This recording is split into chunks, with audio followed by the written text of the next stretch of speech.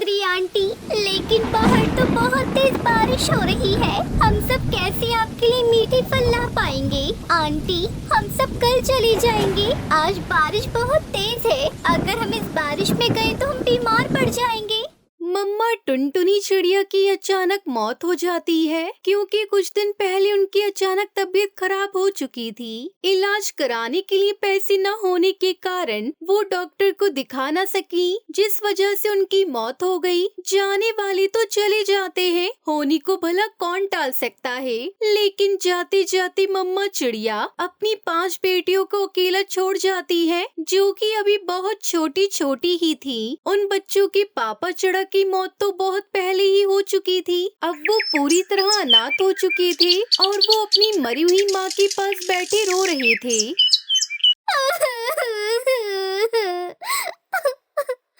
मम्मा उठो ना। मम्मा, मम्मा आप हमें छोड़कर मत जाए। मम्मा, मम्मा आपको ये क्या हो गया? अब हम सब आपके बिना कैसे रह पाएंगे? आपने तो हमसे वादा किया था, आप हमें कभी अकेला छोड़कर नहीं जाएंगी, हमेशा हमारे साथ रहेंगी ताकि हम सब आपके सपने को पूरा कर सके। लेकिन माँ, आप तो हमें छोड़कर चली गई। मेरी छोटी बहनों को कौन ख्याल रखेगा? माँ बताइए ना माँ। माँ उठिए ना माँ, प्लीज अपनी आंखें खोलिए। सभी बच्चे तो बहुत छोटे थे, वो क्या ही करते, वो बस रोए जा रहे थे। बच्चे अपनी मम्मा के खोने के शौक से उभर भी नहीं पाए थे कि तभी वहाँ दुष्कालू कौवा अपनी पत्नी सुंदरी कौवी के साथ आ जाता है और उन बच्चों को रोता हुआ देखकर वो अपनी पत्नी सुंदरी कौवी से कहता है, ये टुनटुनी चिड़िया ने सिर्फ 5 बेटियों को ही जन्म दिया है, लेकिन सुंदरी ये सभी तो अभी बहुत छोटी हैं, हमें इनसे क्या फायदा। अरे छोटे हैं तो क्या हुआ कालू जी, एक काम करते हैं, इन सभी बच्चियों को अपने घर ले चलते हैं। हमें गर्मा गर्म खाने बना कर देंगी और जंगल से अनाज के दाने लाएंगी हमारे लिए, और फिर हमारी ऐश की जिंदगी होगी, ऐश की। हम तो इन बच्चों पर हुक्म चलाएंगे और इन्हें अपने घर की नौकरानी बना कर रखेंगे। इतना कहकर दुष्कालू कौवा सुंदरी कौवी हंसने लगते हैं। फिर क्या था, 5 बेटियों को सुंदरी कौवी अपनी बातों में फंसाकर अपने साथ अपने घर ले जाती है और उनसे कहती है, अरे ओ टुनटुनी, तू अपनी बहनों के साथ मिलकर हमारे लिए खाना बनाओ, बहुत जोरों की भूख लगी हुई है। चलो अपना रोना धोना बंद करो और चुपचाप जल्दी से काम करने के लिए खड़ी हो जाओ। वो 5 बच्चियां अनाथ हो चुकी थी। वो करती भी क्या, वो किसी तरह खाना बनाती है। कालू कौवा सुंदरी कौवी खाना खाकर सो जाते हैं। कालू सुंदरी कौवी सारा खाना खा जाते हैं। उन बच्चों के खाने के लिए कुछ भी नहीं होता। वो अनाथ 5 बेटियां अपने दुख किसे बताती। वो 5 बच्चियां भूखी ही सो जाती हैं। उन बच्चों के खाने के लिए कुछ भी नहीं होता। सुबह हो जाती है, बारिश का मौसम था। जंगल में बारिश बहुत ज्यादा हो रही थी। तभी सुंदरी कौवी उनके पास आकर बोलती है, सुनो टुनटुनी, तुम सब की सब मेरे लिए जंगल से मीठे फल लाओ, और हाँ ध्यान रहे, एक भी मीठा फल खाना मत, तुम सब नहीं तो अच्छा नहीं होगा। सुंदरी आंटी, लेकिन बाहर तो बहुत तेज बारिश हो रही है। हम सब कैसे आपके लिए मीठे फल ला पाएंगे? आंटी, हम सब कल चले जाएंगे। आज बारिश बहुत तेज है। अगर हम इस बारिश में गए तो हम बीमार पड़ जाएंगे।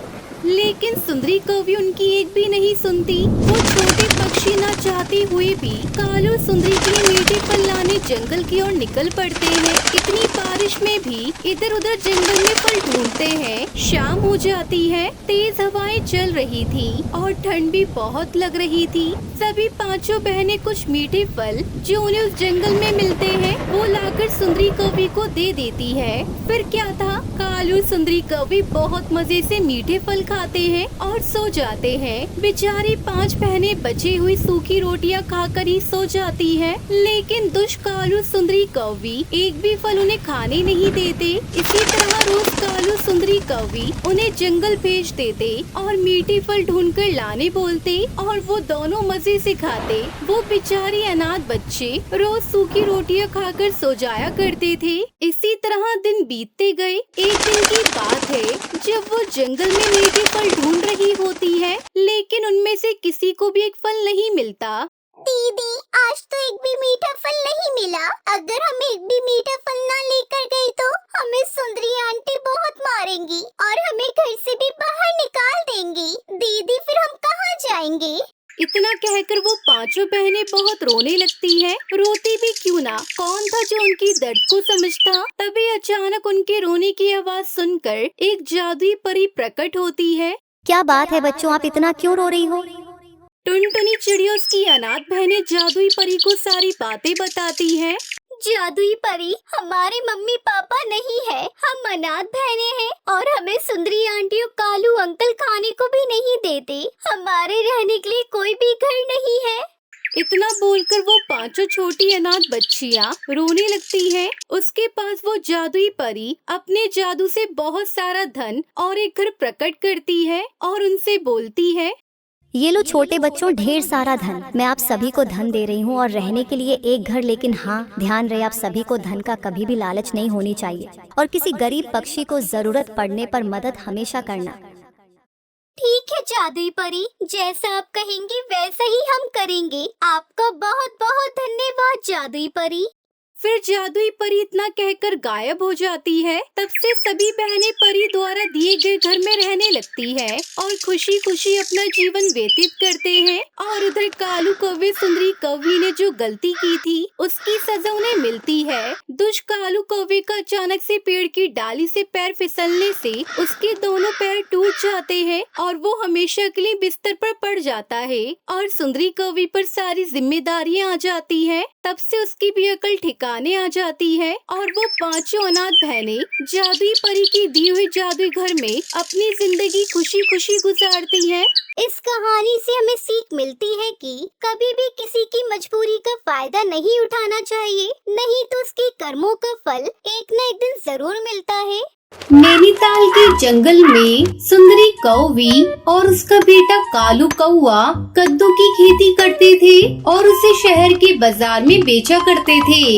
महंगाई बढ़ जाने के कारण पक्षियों ने सब्जी खरीदना बंद कर दिया था। पहले सुंदरी कौवी के कद्दू चंद घंटों में ही बिक जाते थे, लेकिन अब तो सुबह से शाम तक बैठे रहने के बाद भी सुंदरी कौवी के कद्दू नहीं बिक पाते थे।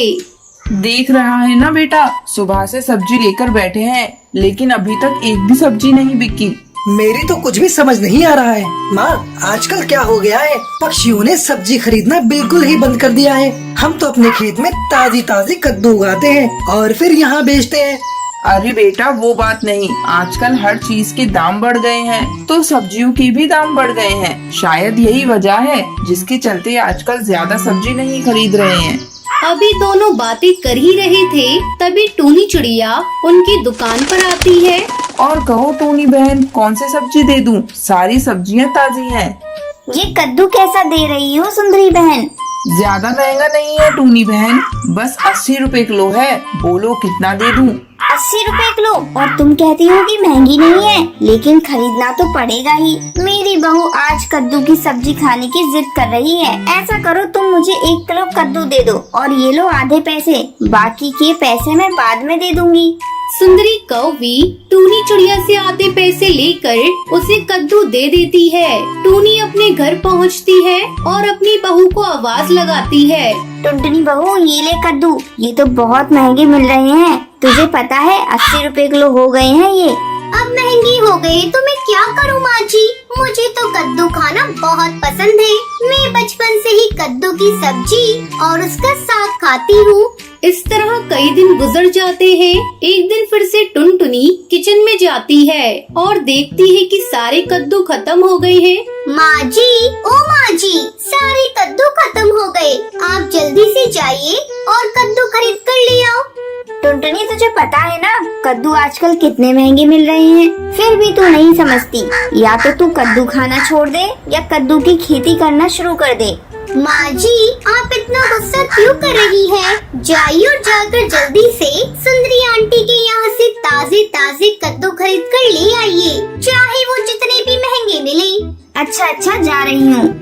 टूनी चिड़िया कद्दू खरीदने जाती है। जब वो कद्दू के दाम सुनती है तो अपना सर पकड़ लेती है बाप रे, इस कद्दू के दाम तो और बढ़ गए हैं। मैंने सोचा था कुछ कम हुए होंगे, लेकिन इसके दाम दिनों दिन बढ़ते ही जा रहे हैं। बहन, इतनी महंगी कद्दू खरीदना मेरे बस की बात नहीं। अगर तुम्हारे पास कद्दू के थोड़े से भी बीज हो तो मुझे दे दो।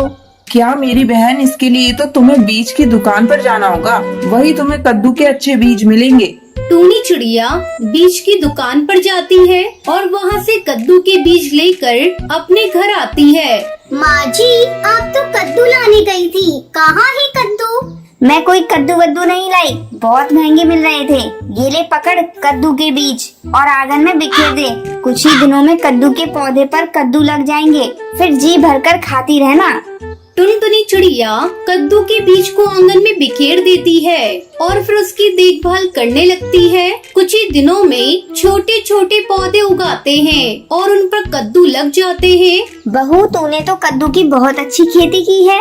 हाँ माँ जी, अब हमें महंगी कद्दू खरीदने की कोई जरूरत नहीं। मैं सोच रही हूँ थोड़ी थोड़ी और सब्जियों के पौधे लगा दूँ। इस तरह सारी सब्जियाँ हमें घर में ही मिल जाएंगी और महंगी सब्जी खरीदने की कोई जरूरत ही नहीं पड़ेगी।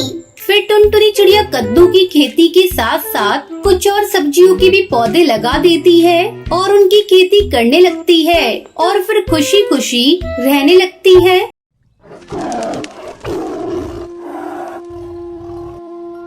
एक घना जंगल था। उस जंगल में एक टुनटुनी नाम की चिड़िया रहती थी। वो बहुत ही गरीब थी और वो अपना पेट पालने के लिए दूसरों के घर पर काम करती थी। उसके दो छोटे छोटे बच्चे थे, एक का नाम रानी, दूसरे का नाम टोनी था। वो दोनों अपनी माँ को काम करते हुए देखकर दुखी होती थी, क्योंकि वो नहीं चाहती थी कि उनकी माँ दूसरों के घर पर काम करे। एक दिन टुनटुनी चिड़िया अपने बच्चों के लिए खाना लेने जाती है, पर पैसे न होने की वजह से उसे कोई भी खाना नहीं देता है। टुनटुनी चिड़िया अपने मन में सोचती हुई कहती है, अब मैं क्या करूं? मैं अपने बच्चों के लिए खाना कहां से लाऊं? मैं ऐसा करती हूं, किसी के घर में काम कर लेती हूं। और ये सोचकर टुनटुनी कौवी के घर पर जाती है। उस कौवी का नाम सुंदरी होता है। टुनटुनी चिड़िया सुंदरी कौवी से कहती है, तब तक आप लोग कमेंट में बताएं 9 - 5 + 4 कितने होते हैं। यदि आपके घर पर कोई काम हो तो मुझे बता दीजिए, मैं कर दूंगी। नहीं, यहाँ पर कोई काम नहीं है, तुम जाओ यहाँ से। पर फिर सुंदरी कौवी को याद आता है कि उसके बर्तन धुलने के लिए पड़े हुए हैं और वो टुनटुनी चिड़िया से कहती है, ठीक है, मेरे कुछ बर्तन पड़े हुए हैं, वो तुम धो दो, उसके बदले में तुम्हें खाना दे दूंगी। ये सुनकर टुनटुनी चिड़िया बहुत ज्यादा खुश हो जाती है और टुनटुनी चिड़िया सुंदरी कौवी के बर्तन धो देती है। बर्तन धो देने के बाद टुनटुनी चिड़िया को सुंदरी कौवी कुछ खिचड़ी दे देती है। खाना लेने के बाद टुनटुनी चिड़िया अपने बच्चों के पास आती है और वो उन दोनों से कहती है, लो, मैं तुम दोनों के लिए खाना ले आई हूँ, अब जल्दी से खा लो। मुझे पता है तुम्हें भूख लगी होगी। नहीं, हमें भूख नहीं लगी है। हमें पता है आप दूसरों के घर पर काम करके हमारे लिए खाना लाती हो और ये हमें बिल्कुल भी पसंद नहीं है। मैं खाना काम करके लाती हूँ, ना कि मांग कर, इसलिए तुम्हें दुखी नहीं होना चाहिए। तुम्हें तो खुश होना चाहिए कि मैं खाना मांग कर नहीं लाती हूँ। पर हम नहीं चाहते कि आप काम करें, क्योंकि हमें आपको काम करते हुआ देखकर बिल्कुल भी अच्छा नहीं लगता। उन दोनों की बात सुनकर टुनटुनी चिड़िया उनसे कहती है, यदि मैं दूसरों के घर पर काम करके खाना नहीं लाऊंगी तो तुम लोगों का पेट कैसे भरेगा? इसलिए मैं दूसरों के घर पर काम करती हूँ, जिससे वो लोग हमें खाना दे देते हैं। टुनटुनी चिड़िया दोनों को समझाती है। इसके बाद वो दोनों खाना खा लेते हैं। उन दोनों के खाना खाने के बाद टुनटुनी चिड़िया भी खाना खा लेती है। धीरे धीरे सब ऐसा ही चलता रहता है। टुनटुनी चिड़िया दूसरों के घर पर जाकर काम करती है और उन्हीं काम के रुपयों से टुनटुनी चिड़िया खाना ले आती थी। एक दिन टुनटुनी चिड़िया काम करते हुए जख्मी हो जाती है। उसके पंख में काफी चोट आती है, जिससे वो काम में असमर्थ हो जाती है। अपनी माँ को जख्मी हुआ देखकर उसकी बेटी कहती है, क्या हुआ माँ, ये चोट आपको कैसे लग गई? हाँ, मैं काम कर रही थी और गिर गई और उसी वजह से मेरे पंख में चोट लग गई है। रानी चिड़िया और टूनी चिड़िया टुनटुनी चिड़िया को आराम से लिटा देते हैं। इसके बाद वो दोनों टुनटुनी चिड़िया के पंख पर दवाई लगाते हैं और टुनटुनी चिड़िया को आराम करने के लिए कहते हैं। अगले दिन माँ को तो चोट लग गई है तो अब वो काम पर नहीं जा पाएंगी, इसलिए हम लोग खाना लेने चलते हैं। हम लोग कहाँ पर चलेंगे? हमें कौन खाना देगा? हम लोग भी काम करके खाना लाएंगे जैसे माँ लाती थी। इसके बाद वो दोनों काम ढूंढने के लिए जंगल में निकल जाते हैं। काफी देर जंगल में घूमने के बाद उन्हें एक बूढ़ा तोता दिखाई देता है जो कि लकड़ियाँ काट रहा होता है। वो दोनों उसके पास जाते हैं और उस बूढ़े तोते से कहते हैं, बाबा क्या मैं लकड़ियाँ काट दूं? इस पर वो बूढ़ा तोता उन दोनों की तरफ देखकर कहता है, काट दो बेटा, पर इसके बदले में तुम्हें कुछ ही चावल के दाने दे सकता हूँ। ठीक है बाबा। और ये कहकर वो दोनों लकड़ियाँ काटने लगते हैं। वहीं दूसरी तरफ टुनटुनी चिड़िया उठती है और अपने दोनों बच्चों को आवाज देती है, पर उत्तर न मिलने पर वो अपने मन में सोचती है, शायद बाहर खेल रही होंगी इसलिए आवाज नहीं सुन पाई होंगी। मैं कुछ देर और लेटी रहती हूँ, तब तक शायद वो दोनों ही आ जाए। और ये कहकर टुनटुनी चिड़िया फिर से लेट जाती है। इधर दूसरी तरफ वो दोनों लकड़ियाँ काट देती है। लकड़ियाँ काटने के बाद वो बूढ़ा तोता उन दोनों को कुछ दाने देता है। दाने पाकर वो लोग बहुत खुश हो जाते हैं और फिर अपने घर पर आ जाते हैं। तुम लोग कहाँ पर थी? मैंने तुम दोनों को आवाज लगाई पर तुमने कोई उत्तर नहीं दिया। इस पर टूनी चिड़िया खुश होकर कहती है, माँ हम खाना लेने गए थे इसलिए। ये सुनकर टुनटुनी चिड़िया दुखी हो जाती है। हम दोनों ने बूढ़े तोते की लकड़ियाँ काट दी और इसलिए हम दोनों को दाना दिया है। ये सुनकर टुनटुनी चिड़िया की आंखों में आंसू आ जाते हैं और वो कहती है, ये सब मेरी वजह से हुआ है। ना ही मैं जख्मी हुई होती और ना ही तुम लोगों को काम करना पड़ता। ऐसा क्यों कह रही हो माँ? वैसे भी आगे चलकर हम आपकी सेवा करेंगे, ना कि आप। और आपकी अभी तबीयत खराब थी तो हम दोनों ने सोचा क्यों ना हम ही खाना ले आते हैं। इसके बाद वो दोनों अपनी माँ टुनटुनी को खाना खिलाती है और फिर वो दोनों खुद भी खाना खा लेती है। कुछ दिनों बाद टुनटुनी चिड़िया एकदम ठीक हो जाती है और फिर वो तीनों साथ में मिलकर काम करने लगते हैं। इस कहानी से हमें शिक्षा मिलती है कि कोई भी काम छोटा या बड़ा नहीं होता है और हमें हमेशा ही अपने माता पिता की सेवा करनी चाहिए।